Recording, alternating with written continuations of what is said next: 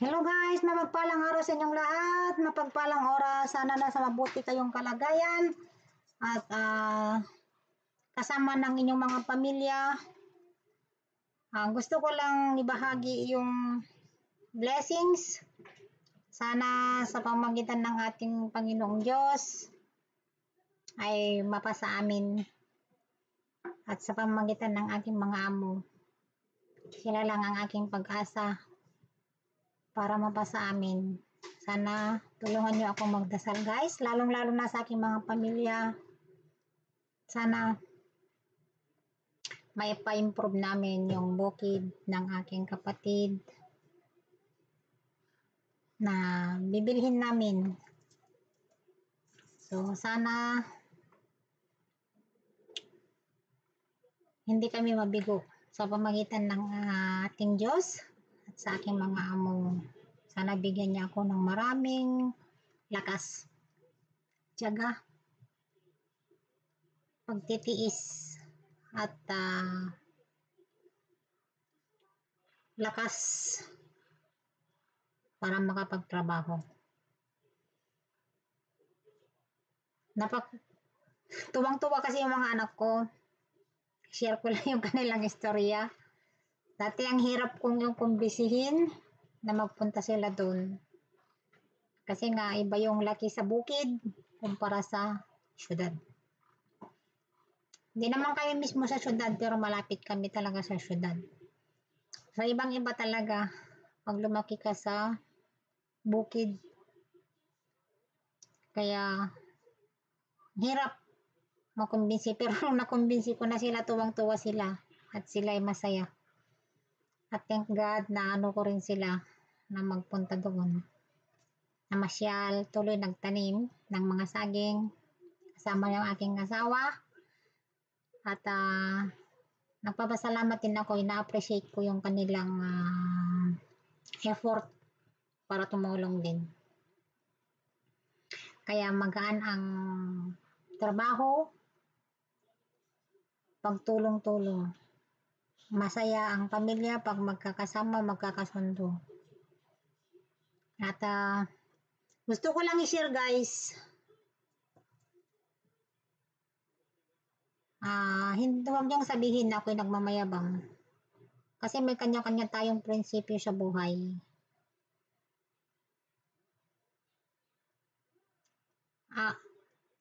Para ma-inspire kayo, mag-invest kayo. Kasi hindi tayo habang buhay nasa abroad.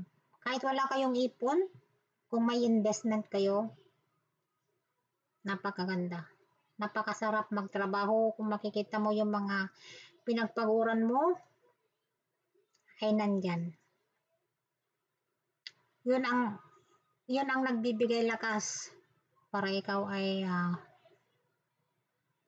magtrabaho kahit maraming mga pagsubok sa buhay, kasi lahat naman tayo meron. Pag meron kang mga nakikitang investment, parang nawawala yung lungkot, pagod, yung mga pinagdaanan mo ng mahabang panahon. Napakasarap magtrabaho. Kasi hindi na baliwala yung pinagpaguran mo. Kaya i-share ko guys sa inyo, kung mayroon kayong pera dyan, hindi nyo naman nauubos, ibili nyo ng mga investment. Pagsikapan ninyong bumili, kahit man lang maliit, para pag uwi nyo, meron kayong unti-unting magkaroon kayo ng mga investment sa buhay. Ito yung pinagpaguran ko sa ganitong bansa, ito yung pinagpaguran ko sa ganitong bansa. Ang dami kong hirap dyan, ang dami kong luha dyan, dugo at pawis. Yun. Nandun lahat yun. Nandun lahat. I-share ko guys yung bukid. Sana maano namin ma-improve. Basta magtiwala lang sa Panginoon. tayong mawalan ng pag-asa. Gagawin ang lahat para magano sa buhay. Kasi nga, kung aasahan lang ang sweldo, walang mangyayari guys. Kaliit ng sweldo, tapos ang dami nating susuportahan. Aminin nyo man o hindi, hindi lang yung pamilya nyo ang inyong sinusuportahan. Hindi lang yung mga anak nyo ang sinusuportahan. Maliban na lamang kung wala kayong kapatid, wala na kayong mga magulang. Yun, solong-solo ng mga anak nyo. Pero pagkagaya ko na maraming pero okay lang yun, basta malakas ako, okay lang yun. Masaya ako na tumulong sa kapwa ko. Kasi mas masarap tumulong na wala kang inaantay na kapalit.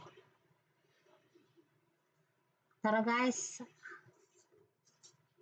huwag kayong magsasawa na magkano sa akin guys, kasi inaano ko lang ba para ma-inspire naman kayo na mag-invest kahit man lang yung mga maliliit. Kasi para sa akin ang sasakyan hindi investment ang sasakyan.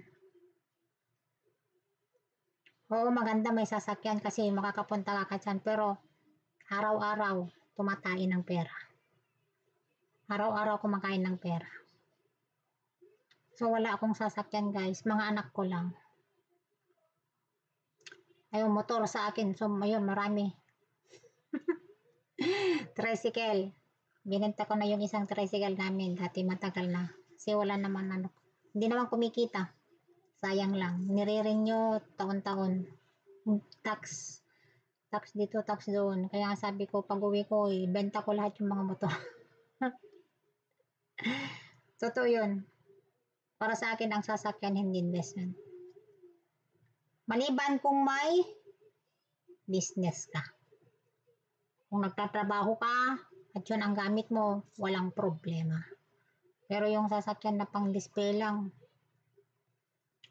sayang. Hindi ko kayo dinidiscourage ha.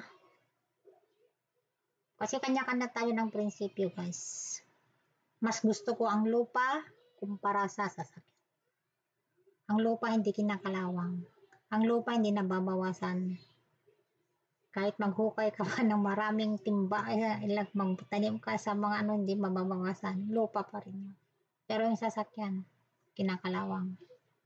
Gulong pinapalitan. So hanggang dito na lamang guys. Maraming salamat. I-share ko lang yung maliit na Thank you so much. I love you all. God bless. Ingat palagi. O, ayan na kami. Dito na kami.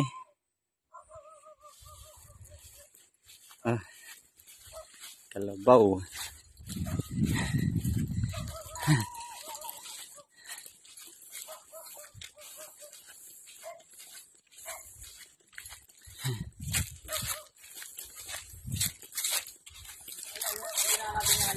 Ha? Yan. Ang gana jay. Inala din nga jay. Yan yung pero ang peka naman ko ate eh. Ito nga. Ang pinasukat. Ay kubod uncle. Hindi ba say? Uncle ka. Uncle Sayas. Maala ata ko na eh. Ate baba. Si Maala. May uwak isa na. Oh, dalawa. Hanggang doon. Diyan likod eh. Yun o, may tumatakbo din aso. Oh, aso dyan nun. Ha? Aso dyan. Ah, Okay. Ha? Baka. Sige na nga Ben. Mauna. Ayun, pagalit sa ba? Di sa abandutin na. Di ko dang kalusi eh. Jay. Ring. Isang sa ba jay? Ang tao. Bakit pa namin tinulong ang kalabaw sa akin. Kalabaw.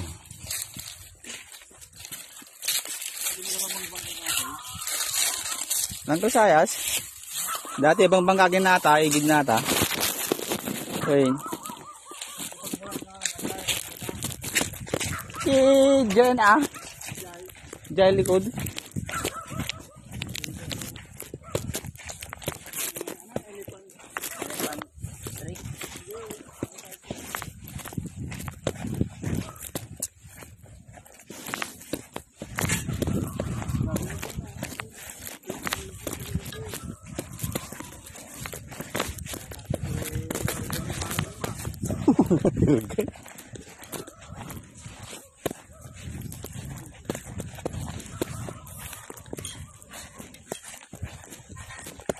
Jadi may kalabaw dun, dun.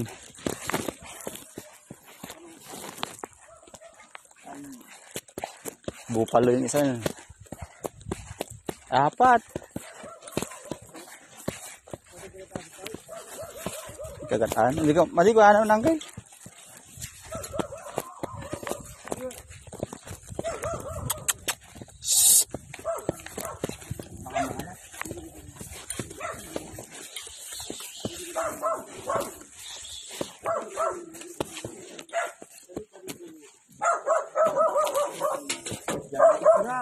Ah? Ayat. Ayat. Ah, may kubo. Good. Dito,